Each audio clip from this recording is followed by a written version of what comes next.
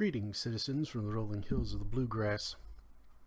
You know, when I was younger, I made the choice to become Catholic. So I'm not a cradle Catholic. I made the choice to become Catholic. And it's a very strange thing for someone who then later became very liberty-minded to then consider themselves something that a lot of libertarians tend to be at least agnostic, if not outright atheist. But that's again why I'm kind of a more right-leaning libertarian. And so I'm watching a story, and then I read more about it, about a Catholic priest asking his congregation to denounce white privilege and white supremacy. And I'm sitting there and I'm reading the article and looking at the videos, and it's like, is this man a Jesuit? Because there was a point when I was going through the steps to become Catholic that my sponsor, he looked at me and he said, tapped me on the shoulder as he looked at me, and he said, just watch out for those Jesuits. Now here's a person who's been Catholic their entire life, right? They're the cradle Catholic, and they're older than you, and they look at you and said, be wary of the Jesuits. And then you look at this article and you go, is this man a Jesuit? Is this priest a follower of Loyola?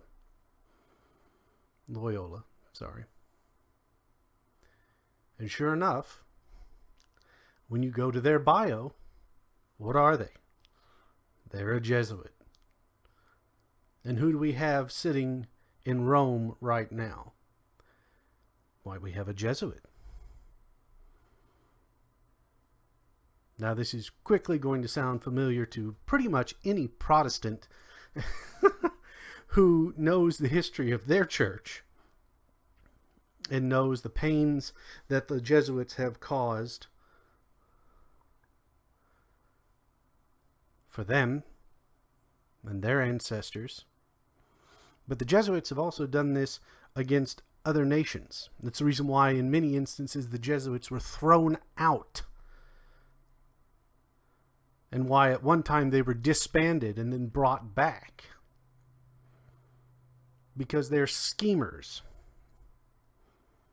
They are usurpers. The liberation theology that we hear a lot about, that comes out of Latin America, that comes out of Africa, it has its roots in the Jesuit order. Probably the most dangerous, destroying religious order there is.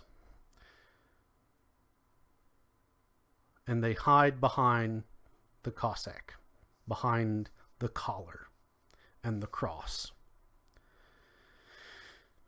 And as someone who made the choice to become Catholic, and then you see these priests who are supposed to devote themselves to Jesus Christ and the church, they have a in-between loyalty. Right? The Black Pope. Now we're starting to dig in to some real conspiratorial stuff. We're starting to really dig in to the background and starting to lose focus from some people who will eventually turn this video off because it sounds crazy. But these are the facts. The Jesuits have been at the head or with a direct hand in a lot of things.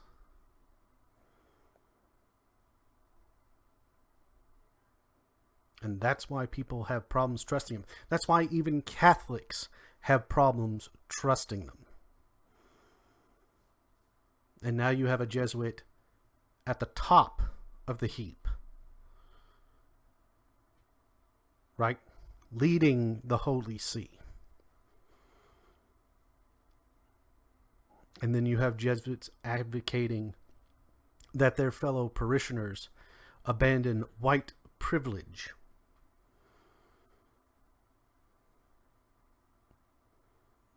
Which is a concept used to divide people. I thought the church was supposed to bring people together, to have us look past these kinds of insignificant, in this theological scale, issues, and to look at one another as brothers and sisters. But instead, they foment dissent.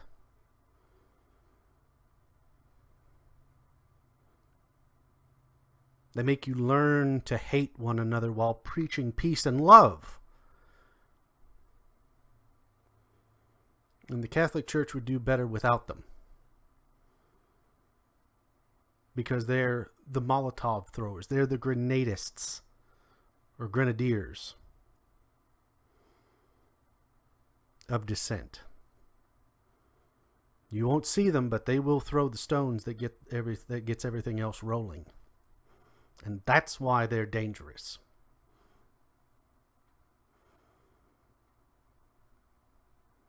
And you will see them. And the man who's the associate pastor with the priest in New York is also a Jesuit. And he spent time in Portland, Oregon, before he devoted himself to being the Jesuits, to being a Jesuit.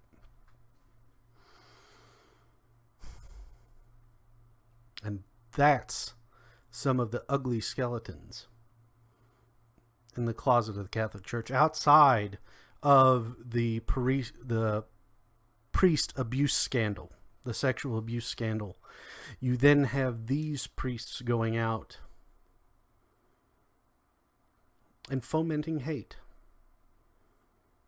Men of the cloth who are supposed to spread love, and they foment hate. They create division. And it's... you laugh not because it's funny, but because you have almost no other way of expressing your disbelief. It's the laugh at the absurd that they would go about this, to see the destruction of other people. You must reject the Jesuits. Absolutely. Just like you would reject the socialists and the communists and the fascists, the real fascists. Reject the Jesuits, because their primary goal is the destruction of whatever you have and the replacement of what they're peddling. And if it's Christianity, I don't know what book they're reading from.